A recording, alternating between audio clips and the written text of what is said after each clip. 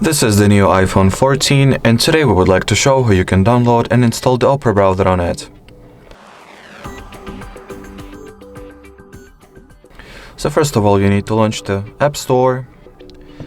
In the search, type in Opera. Once the needed app is found, simply download it, or should I say tap on this download button and wait until the Opera gets downloaded and installed. As you can see, it happens very swiftly.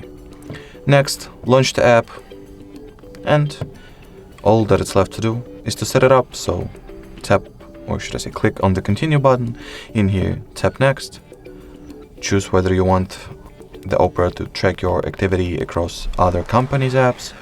I'll ask app not to track. Choose whether some of the features will be enabled or disabled. I'll enable ad blocking.